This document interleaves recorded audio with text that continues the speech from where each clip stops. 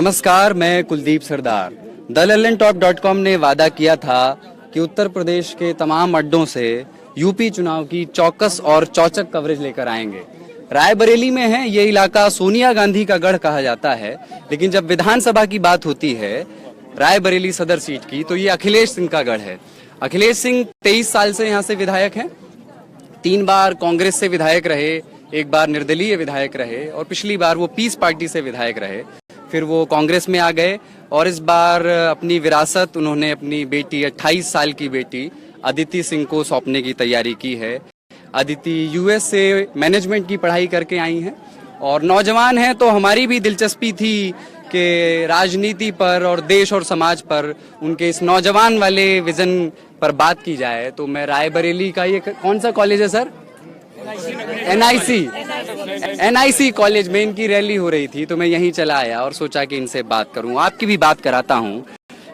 आपसे जो पहला सवाल लोग करते होंगे, पूरा मीडिया यही पूछता होगा कि आप एक बड़े नेता की बेटी हैं, 23 साल से आपके पिताजी विधायक हैं और पूरे क्षेत्र में लोग उनके बारे में बड़ी अच्छी बातें करते हैं। मैं यही हूँ 5-6 घंटे से। आपके लिए थोड़ा आसान था राजनीति में आना, और वो कहा जाता है चांदी की चम्मच वाला मुहावरा, उसको आप कैसे डिफेंड या काउंटर कर रही हैं?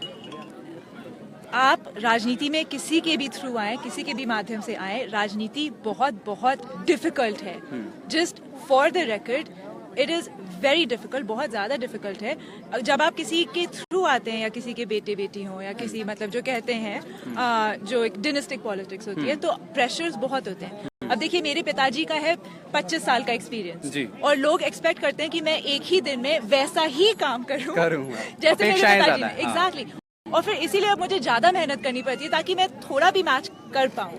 यू नो, हर चीज मुझे बहुत जल्दी सीखनी पड़ी। मैं जब वापस लौट के आई, क्या योजनाएं होती हैं, कौन से विभाग होते हैं, कैसे क्या काम कराया जाता है। कोई जादू की छड़ी तो होती नहीं है कि विधायक जी ने घुमाई, बूम, काम हो गया। हर चीज का एक रास्ता होता है, एक तरीका होता है। वो सारी चीजें मुझे सीखनी पड़ी थी। अथक मेहनत करी है मैंने भी पिछले 2 साल में, गाँव गाँव गली गली जाके। मैं वही जानना चाहता हूँ, जैसे कि क्या, जैसे मान लीजिए, जैसे लोग कहते हैं ना कि मुझे भी नहीं मालूम था कि कैसे काम करता है बचपन में। हाँ, कि ये जिला पंचायत क्या होती है, उसकी अलग निधि होती है, नगर पालिका क्या होता है, तो ये सब आपने कब सीखा और इसका प्रोसेस क्या था? मतलब बहुत कितना आसान था? नोट्स बनाए कंफर्टेबल तरीके से? सबसे पहले मैं आपको बताऊं, जब मैं 3 साल पहले हिंदुस्तान वापस आई थी तो मेरी हिंदी बहुत कमजोर थी। क्योंकि बहुत लंबे टाइम बाहर रह के आई थी, तो मैंने हिंदी और पॉलिटिकल साइंस की क्लासेस लेनी चालू करी। अच्छा। रात में 1 घंटे में बैठती थी, शाम को 1 घंटे। अपने मेरे एक टीचर आते थे, वो PhD टीचर हैं, और हम लोग हिंदी प्रैक्टिस करते थे, राजनीति की बातें करते थे, रणनीति की बातें करते थे, योजनाएं कैसे बनती, ये सारी चीजें मैंने लिटरली पढ़ी। I used to study. रात को मैं पढ़ती थी, फिर पेपर सुबह पढ़ती थी, फिर हाईलाइट करती थी चीजें, हिंदी के शब्द हाईलाइट करती थी। तो एक तैयारी हुई है, ऐसे नहीं कि नेताजी की बेटी है तो उतार दिया, तैयारी करके आई, मेहनत करके आई। ठीक है। अच्छा, एक चीज और, मतलब यूएस रिटर्न है, तो इसलिए ये सवाल मैं पूछ रहा हूँ। रायबरेली है, यहाँ भाषा कौन सी बोली जाती है आप जानती हैं? जानती हैं, वो थोड़ा बहुत बोल लेती है। बेसवारी भाषा जो गांव में बोली जाती है। मैं कह रहा हूँ कि कम्युनिकेट करने के लेवल पर, जैसे आप शहर में तो लोग हिंदी बोलते हैं, यहाँ गाँव में, देहात में भी देखिए, मैं खुद देहात की हूँ, लालूपुर एक मेरा गाँव है, मामा में, खुद वहाँ की हूँ, तो वो भाषा मैं समझती हूँ। हाँ, बोलने में मैं थोड़ा हिचकिचाती हूँ, पर सब हिंदी भाषा समझते हैं। समझ में मुझे, मतलब अवधि मुझे समझ में आती है अवधि। तो जैसे महिलाओं से जब आप यहाँ बात करती हैं, जाती होंगी, और मुझे ये लगता है कि जब महिला कैंडिडेट होती हैं तो हमारी महिला वोटर्स थोड़े अतिरिक्त उत्साह से, अतिरिक्त उम्मीदों से उन्हें देखती हैं। तो आप उनसे कैसे कम्युनिकेट कर रही हैं, क्या कह रही हैं, किस तरह के सैल्यूटेशंस मिल रहे हैं? बिटिया लोग कह रहे हैं कि क्या आप उनको क्या कहते हैं अदिति जी को? हम तो यही चाहते कि हमारी अदिति सिंह मतलब यहाँ से जीते और कामयाब हों। क्योंकि शुरू से इनके फादर जो थे, हम लोगों की पूरी सपोर्ट, मदद मिलती, सभी के लिए ये करते थे। तो मैं यही चाहती हूँ कि ये निकले यहाँ से, हैं, ये निकले। तो ये बताइए कि आप जीत जाएंगी, मतलब क्षेत्र में घूमते हुए तो समय हो गया होगा आप, है ना? 2 साल हो गया है। 2 साल भी अच्छा समय है अपने क्षेत्र को समझने के लिए। तो यहाँ की मुख्य समस्याएं क्या हैं? मतलब कुछ समस्याएं ऐसे रह जाती हैं कि मान लीजिए आपके पिताजी विधायक हैं, लेकिन फिर भी कुछ कुछ स्तरों पर समस्याएं रह गई कभी हैं। से वरना हम लोग का वरना देखिए, अगर काम बिल्कुल कंप्लीट होता है तो फिर हम लोग की जरूरत क्या है? जी, चुनाव क्यों करते हैं? तो आपने क्या क्या आइडेंटिफाई किया है जो आपकी देखिए- प्रायोरिटी में है? देखिए, मैं एक मल्टी प्रोंग अप्रोच से काम करना चाहती हूँ। फर्स्ट, मूलभूत आवश्यकताएं, बहुत सी सड़कें हैं जो बननी है, खड़ंजे बनने, नालियां बननी है, इलेक्ट्रिफिकेशन, विद्युतीकरण होना है, पानी की बहुत समस्या रहती है उसको, तो ये है जैसे आपकी जो मूलभूत आवश्यकताएं हैं। उसके अलावा मुझे काम करना है शिक्षा पे और स्वास्थ्य पे। बहुत सारी चीजें मैं करना चाहती हूँ, इतनी सारी नई इनोवेशंस आ रही हैं, नई टेक्नोलॉजीज आ रही हैं, you know, I want to bring them to Raebareli, right? तो या तो जैसे हम लोग मेरे पिताजी हमारे एनजीओ के माध्यम से हर जाड़े में, विंटर्स में निःशुल्क मोतियाबिंद के कैंप सेटअप करते हैं, यू नो। तो फिर उसमें औरतें, महिलाएं जाती हैं और निःशुल्क उनका पूरा 3-4 महीने मोतियाबिंद का ऑपरेशन होता है, बुजुर्ग लोग जाते हैं। उसके अलावा हमने हियरिंग एड्स का डिस्ट्रीब्यूशन कराया था। ठीक है। ऐसे बहुत सारे स्वास्थ्य के क्षेत्र में हम लोग काम करते हैं। और मतलब क्या थोड़ा और इकोनॉमी के लेवल, एग्रीकल्चर बेस्ड इंडस्ट्री, तो हम ऐसे करके जो स्मॉल कॉटेज इंडस्ट्रीज हैं उन्हें वो कर रहे हैं। On the other hand, obviously Vidhan Sabha तक हम पहुंचेंगे तो फिर बात उठाएंगे कि यहाँ मतलब जो ITI फैक्ट्री है, रेल कोच फैक्ट्री है, एम्स का काम पूरा बंद है, ऑन अ बिगर स्केल, ये क्यों बंद है? यहाँ के लोकल मुद्दे आपको सब पता है। और ये भी इंटरेस्टिंग है देखना कि MBA करके ये आई हैं और किसानी के मुद्दों पर ये कह रही हैं कि कैसे पैकेज करके किसानों को बाजार से जोड़ा जाए, ये बातें ये कर रही हैं। और ये सब सुनना सुखद है 28 साल की एक नौजवान नेता के मुंह से।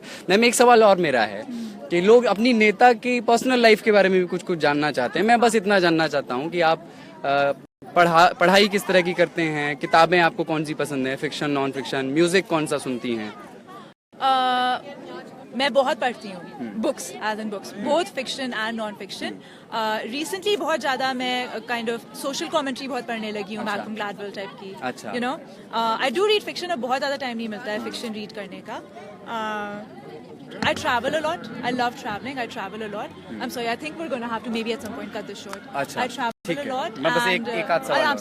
से जब तक वो चालू नहीं करते। हाँ, ठीक है, यू नो, ट्रैवलिंग में बहुत ज्यादा मैं यकीन रखती हूँ कि ज्यादा से ज्यादा लोगों का और कल्चर्स का एक्सपीरियंस मिले। ठीक है। एक चीज और, रायबरेली सोशल लेवल पर और एजुकेशनल लेवल पे अभी बहुत अच्छा नहीं है। उसकी बहुत सारी वजह है, क्योंकि यहाँ विकास थोड़ी और देर से आया, जो भी कह लीजिए।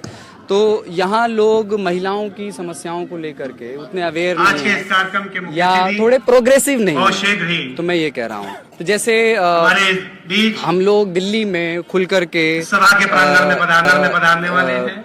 सैनिटरी नैपकिन के बारे में बात कर लेते हैं, महिलाओं के पीरियड्स के बारे में बात करते हैं। गांवों के क्षेत्र में ये भी बड़ी समस्याएं हैं और इन पर बात करना थोड़ा टैबू माना जाता है। It's very hard to talk about these things, you know. पर मैं इसीलिए बस महिलाओं की मीटिंग्स भी करती हूँ ताकि हम जो महिलाओं के मुद्दे हैं, जो लोग अभी तक हिचकिचाते हैं बात करने में, उनको थोड़ा ब्रिंग अप करें। और जो मैंने आपको कॉटेज इंडस्ट्रीज की बात कही थी, उसमें आगे मैं ये भी एक काम करना चाहती हूँ कि सैनिटरी टॉवल्स बनाने का, कि हम लोग खुद बनाएंगे, हमारी औरतें खुद बेचेंगी, you know, so it's a win-win situation. ठीक है। And I'm so glad you asked this question, क्योंकि लोग बहुत हिचकिचाते हैं इन सारी चीजों के बारे में बात करने। नहीं, हम ललन टॉप काम ही टैबू को तोड़ने का करता है। Yes, that's fantastic. और एक चीज के देश के संविधान की सबसे खूबसूरत बात जो आपको लगती है हमारे देश के कॉन्स्टिट्यूशन की?